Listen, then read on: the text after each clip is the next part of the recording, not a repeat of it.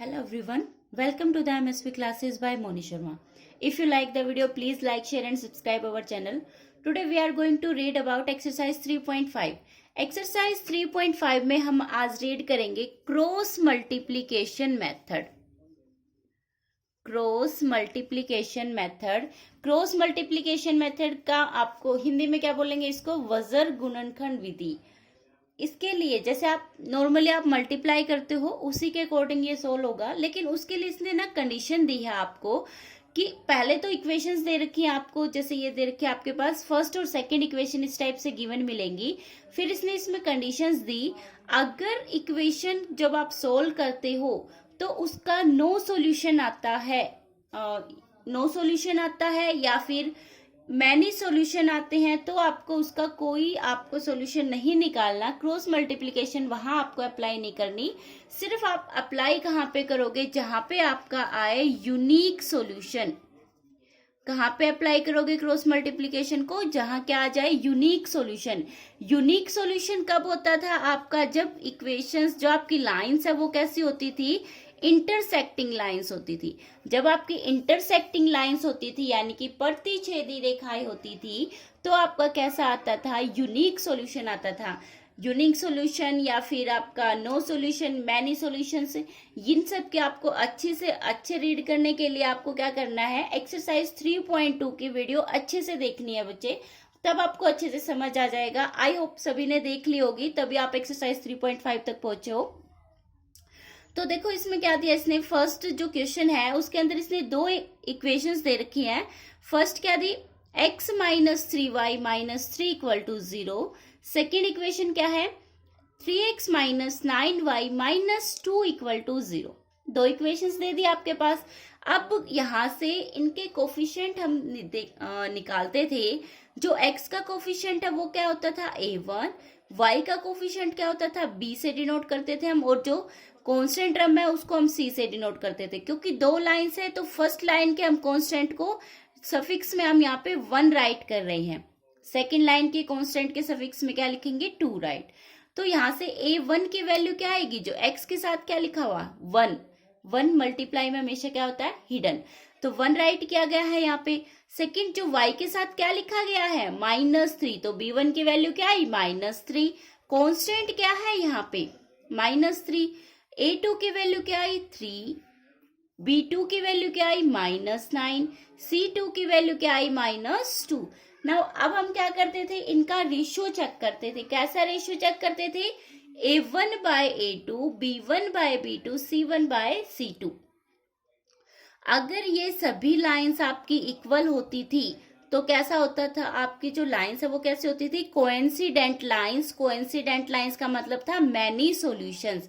लेकिन अगर आपकी क्या आ जाए, लास्ट की एक वैल्यू इक्वल ना हो और फर्स्ट दो वैल्यू आपकी इक्वल आ जाए, तो कैसी होती थी, ये पैरेलल लाइंस होती थी, आपकी समांतर रेखाएं होती थी, और इनमें क्या होता था, नो सॉल्यूशन, कोई भी सॉल्यूशन नहीं होता था. लेकिन अगर तीनों में से एक भी इक्वल ना हो, तीनों ही अलग अलग वैल्यू आ जाए, तो कैसी होती थी, आपकी इंटरसेक्टिंग लाइंस होती थी, और इस केस में क्या होता था, यूनिक सॉल्यूशन. तो आप देखो यहाँ पे a1 क्या है, 1, a2 क्या है, 3. तो a1 बाय a2 करोगे तो क्या आ गया, 1/3. फिर क्या करना है, b1 बाय b2, क्या वैल्यूज है, -3 डिवाइडेड बाय -9, हमने यहाँ राइट कर दिया. फिर क्या करना है, c1 bye c2, -3 divided by -2. देखो हमने सभी वैल्यूज राइट की. इस वैल्यू का आप यहाँ माइनस से माइनस कैंसिल, रिड्यूस करोगे 3 से 9 कैंसिल हो जाएगा, सिर्फ क्या बचेगा, 1/3. तो देखो फर्स्ट 2 वैल्यूज तो आपकी इक्वल है, लास्ट में बस माइनस कैंसिल हो रहा है, सिर्फ बचा क्या, 3/2. तो इसमें फर्स्ट 2 वैल्यूज इक्वल है, लास्ट की वैल्यू इक्वल नहीं है. तो कैसी लाइंस होंगी ये, parallel lines. Parallel line means समांतर रेखाएं होंगी, और अगर पैरेलल लाइंस होती थी तो कैसी कंडीशन होती थी आपकी, नो सॉल्यूशन. और अगर नो सॉल्यूशन है तो आप यहाँ पे क्रॉस मल्टीप्लिकेशन मेथड का यूज नहीं करोगे. नेक्स्ट क्वेश्चन क्या है, सेकेंड इसने दिया है 2x plus y equal to 5, 3x plus 2y equal to 8. दोनों इक्वेशंस दे दी आपको. यहां से आप a1, a2, b1, b2, c1, c2 सबकी वैल्यू निकाल सकते हो. फर्स्ट इक्वेशन से देखो x का कोफिशिएंट क्या है, 2, तो a1 की वैल्यू क्या है, 2. y का कोफिशिएंट क्या है 1, तो b1 की वैल्यू क्या आई 1।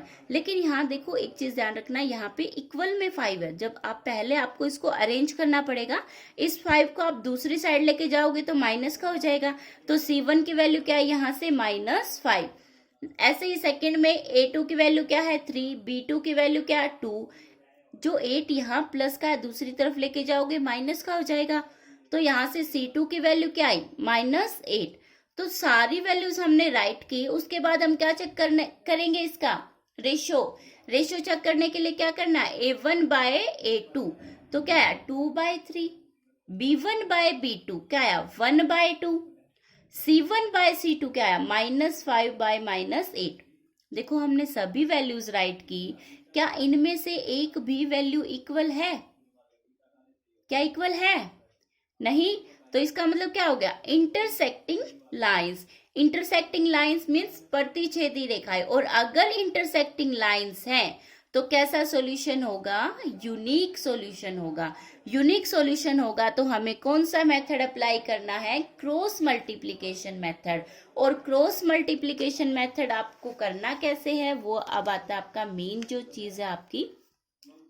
सबसे पहले तो हमने देखो दोनों इक्वेशंस को ना यहाँ से दोबारा से रीराइट कर दिया है।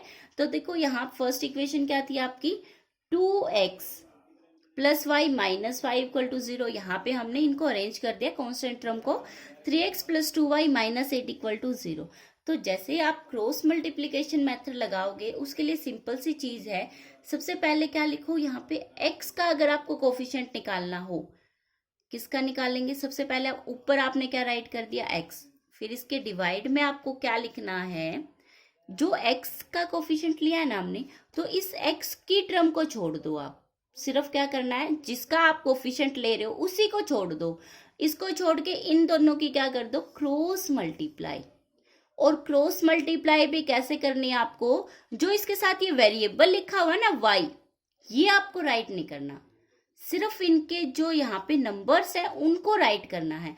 देखो y के साथ 1 हिडन लिखा हुआ है यहाँ पे, तो 1 की मल्टीप्लाई किससे करोगे? -8 से। हमने यहाँ पे इस 1 की मल्टीप्लाई किससे की? -8 से। ये x तो छोड़ देना आपने, क्रॉस करना है ना ऐसे। तो इस 2 की मल्टीप्लाई किससे करनी है? -5 से।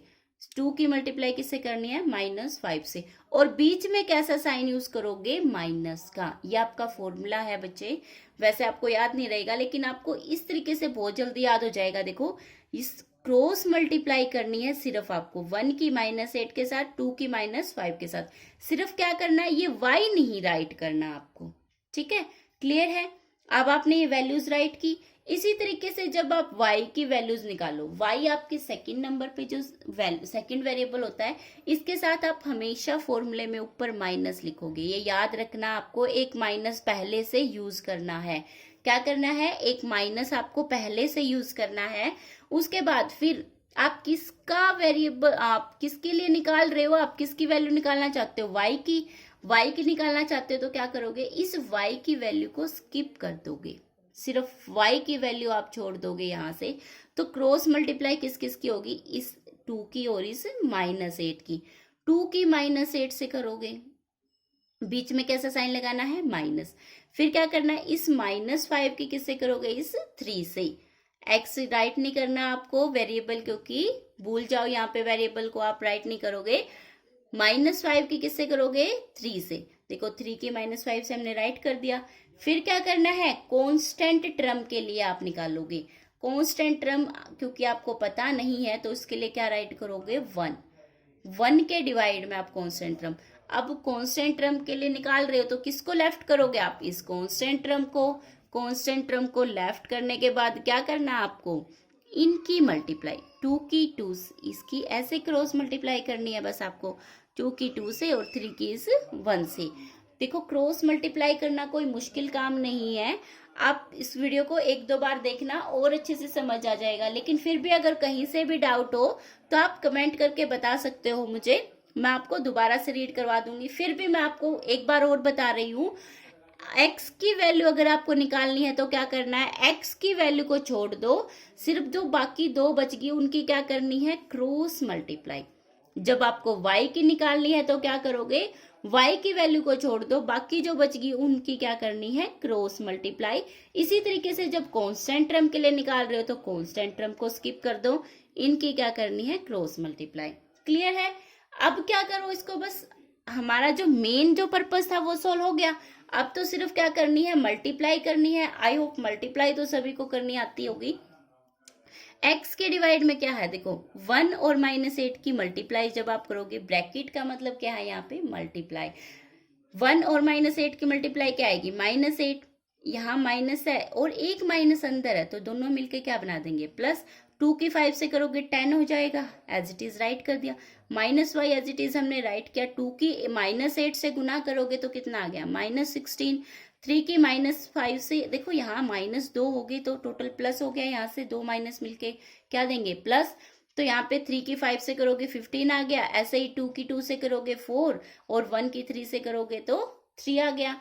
इनको जब आप सोल्व करोगे तो देखो x आपको एज इट इज राइट किया, यहाँ पे 10 -8 कितना देगा, 2। यहाँ -y माइनस के 16 प्लस के 15 क्या मिलेगा आपको, -1। ये तो वैसे ही कैंसिल हो जाएगा। और यहाँ से क्या 1 और डिवाइड में 4 -3 भी क्या बचा, 1 बचा। अब आप क्या किया, हमने यहाँ पे इनको नाम दे दिया फर्स्ट, सेकंड और थर्ड का। जब आप फर्स्ट और थर्ड को सोल्व करोगे, क्या करना है, एक बार तो फर्स्ट और थर्ड को सोल्व करना, एक बार सेकंड और थर्ड को सोल्व करना। तो जैसे ही आपने यहाँ पे फर्स्ट और थर्ड को हमने लिया, यहाँ पे देखो फर्स्ट राइट कर दी हमने, जो थर्ड थी वो राइट कर दी, देखो। तो अब क्या करना है, नाम ही मेथड का क्या है, क्रॉस मल्टीप्लीकेशन, तो क्या कर दो, इनकी क्रॉस मल्टीप्लाई कर दो। x की 1 से करोगे क्या आएगा x, 2 की 1 से करोगे तो क्या आ गया 2। तो इस तरीके से क्या x की वैल्यू आ गई हमारी, कितनी आई x की वैल्यू 2। सेम इसी प्रोसीजर से अब आपको कौन सी वैल्यू लेनी है, सेकंड और थर्ड। सेकंड और थर्ड को लोगे आप यहाँ से, सेकंड क्या है y/1, थर्ड क्या है 1/1, हमने राइट कर दी यहाँ पे same as it is. y/1 equal to 1/1, cross multiply कर दो भाई, यहाँ पे y की 1 से करोगे y रहेगा, 1 की 1 से मल्टीप्लाई करोगे 1 ही रहेगा। तो आपके पास दोनों वैल्यूज आ गई, यानी x की वैल्यू क्या आई 2 और y की वैल्यू क्या आ गई 1। नाउ द नेक्स्ट में इसने आपके पास सेम दो इक्वेशंस दी हैं, 3x - 5y equal to 20, second क्या है 6x - 10y इक्वल टू 40। सबसे पहला काम क्या है आपके पास, इस इक्वेशन को अरेंज करोगे तो जो यहाँ आपका इक्वल में 20 है, इसको आप दूसरी साइड ले आओ। दूसरी साइड लेके आओगे, अगर प्लस का है तो कैसा हो जाएगा, माइनस। देखो हमने इसको रीअरेंज कर दिया इस इक्वेशन को, ये इक्वल में 40 था, हम इस तरफ ले आए तो माइनस का हो गया। तो हमने इसको ऐसे राइट किया। उसके बाद किसको राइट करना है आपको, a1 a2 b1 b2 और c1 c2 सभी वैल्यूज राइट कर देनी है। a1 की वैल्यू क्या आएगी, फर्स्ट इक्वेशन से देखो 3, b1 क्या -5, c1 -20, a2 की वैल्यू कितनी 6, b2 की वैल्यू क्या -10, c2 की वैल्यू क्या -40। यहाँ पे हमने देखो सभी वैल्यूज राइट कर दी हैं। फिर क्या चेक करना है आपको, यहाँ इनका फ्रैक्शन, इनका रेशियो 3/6 -5/-10 -20/-40 क्या होगा, क्या एक दूसरे से कैंसिल नहीं हो रही, शॉर्ट फॉर्म में रिड्यूस हो जाएंगे। देखो 3 से 6 कैंसिल हो जाएगा 2 पे, -5 से -10 भी कितने पे कट होगा 2 पे ही, -20 से -40 भी कितने पे कट होगा 2 पे, सभी 2 पे कट हो गए। सबका सेम आंसर आया, यानी 1/2 इक्वल टू 1/2 इक्वल टू 1/2।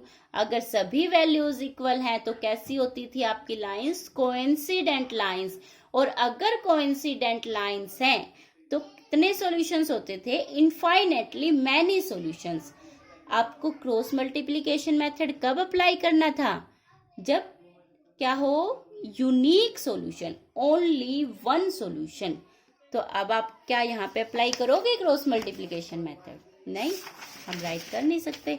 तो नेक्स्ट क्वेश्चन पे आते हैं।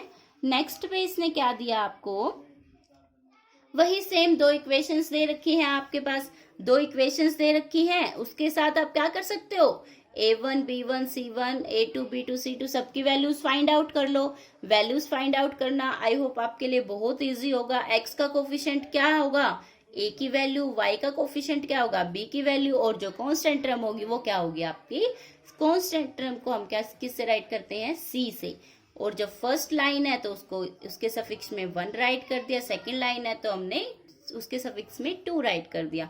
तो A1 की वैल्यू क्या आई 1, B1 की वैल्यू क्या आई यहाँ से -3, C1 की वैल्यू क्या आई -7, A2 कितना आया 3, B2 कितना आया -3, C2 कितना आया -15। सभी वैल्यूज राइट की। उसके बाद क्या करोगे, इनका फ्रैक्शन चेक करो, यहाँ से क्या आएगा 1/3, यहाँ से क्या -3 के डिवाइड में -3, यहाँ से क्या -7 के डिवाइड में -15। देखो हमने सभी राइट की, लेकिन क्या एक भी वैल्यू इक्वल आ रही है, यहाँ से देखो 3 से -3 से -3 कैंसिल, 1/1 ही बच गया। क्या एक भी वैल्यू इक्वल आई, नो इक्वल नहीं है। डेट इम्प्लाई कैसी लाइन्स होगी, इंटरसेक्टिंग लाइन्स, इंटरसेक्टिंग लाइन्स है, डेट इम्प्लाई क्या रहेगा, यूनिक सॉल्यूशन। और अगर यूनिक सॉल्यूशन है तो आपको क्या करना है, क्रॉस मल्टीप्लिकेशन मेथड का यूज करके क्या करना है, x और y की वैल्यूज फाइंड आउट करनी है। That is so easy. क्या करोगे, x की राइट की, -y राइट किया, और 1 सेकेंड जो y है उसके साथ हमेशा क्या राइट करोगे, माइनस। फिर आपको अगर x के लिए सोल्व करना है तो क्या करोगे, x की वैल्यू को स्किप कर दो बस, और बाकी का क्या करना है, क्रॉस मल्टीप्लाई। देखो -3 की -15 से, -7 की -3 से, देखो ये राइट कर दिया हमने, -15 की -3 से, बीच में कैसा साइन यूज करोगे, माइनस का। -3 की किससे मल्टीप्लाई करोगे, -7 से। फिर सेम आपको क्या, y के लिए अगर आप निकाल रहे हो तो y की वैल्यू को आप छोड़ सकते हो, यहाँ से देखो x के साथ क्या राइट है 1 मल्टीप्लाई क्या रहेगा -15, फिर माइनस में 3 मल्टीप्लाई क्या रहेगा -7। देखो सेम हमने वैल्यूज राइट की। फिर अब आपको क्या कांस्टेंट टर्म के लिए निकालना है, तो क्या करोगे, कांस्टेंट टर्म को छोड़ दो आप, और इन दोनों की क्या कर दो, क्रॉस मल्टीप्लाई। 1 की -3 से, 3 की -3 से, और बीच में कैसे साइन यूज करोगे, -3। आई होप आपको समझ आ रहा होगा। फिर उसके बाद क्या है, इन वैल्यूज को सोल्व ही करना है आपको। सिर्फ सोल्व करने के लिए क्या, सिर्फ मल्टीप्लाई आनी चाहिए। देखो -15 की -3 से मल्टीप्लाई करोगे कितना आ गया 45, -3 की -7 से करोगे, देखो 3 माइनस हो गए यहाँ पे, एक बाहर 2 अंदर, तो टोटल 3 माइनस मिलके सिर्फ क्या बना देगा, 1 माइनस बनेगा। तो यहाँ से हमने साइन किसका यूज किया, माइनस का। 3 7 जा कितना आ गया 21। y के डिवाइड में क्या, 1 की -15 से क्या रहेगी, -15 ही रहेगी। माइनस और ये माइनस मिलके क्या देगा आपको, प्लस देगा। प्लस और यहाँ से 7 की 3 से करोगे कितना आ गया 21। नेक्स्ट फिर इसको भी सोल्व कर दो, 3 की 1 से कर दो, -3 है क्योंकि -3 आ गया। -3 की -3 से करोगे कितना आ गया +9। तो यहाँ से सोल्व आउट करने के बाद देखो x के डिवाइड में 45 - 21 कितना बचेगा 24। -15 + 21 कितना 6, और ऊपर माइनस है। यहाँ से 9 - 3 कितना देगा 6। फिर इनको हमने क्या किया, इक्वेशन फर्स्ट, सेकंड और थर्ड का नाम दे दिया। फिर हम क्या करेंगे, पहले फर्स्ट और थर्ड को सोल्व करेंगे, उसके बाद किसको सोल्व करेंगे, सेकंड और थर्ड को।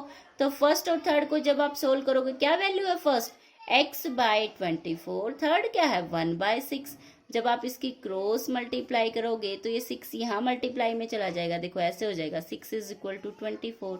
6 से आप 24 को कट करोगे, x की वैल्यू क्या रहेगी 4, तो x की वैल्यू क्या है आपकी 4। फिर क्या, सेकंड और थर्ड वैल्यूज को राइट कर दो, क्या है -y/6 हमने राइट की, यहाँ पे क्या है 1/6। फिर इनकी क्रॉस मल्टीप्लाई जब आप करते हो 6 की -y से कर दो, और इस 6 की यहाँ 1 से कर दो। तो यहाँ हमने ये माइनस इस तरफ राइट कर दिया है, इसकी कोई प्रॉब्लम नहीं है। तो आप जब 6 को इस -6 से कट करोगे तो आपके पास क्या आंसर रहेगा -1। तो x की वैल्यू क्या है आपकी 4, और y की वैल्यू क्या है आपकी -1। Thank you.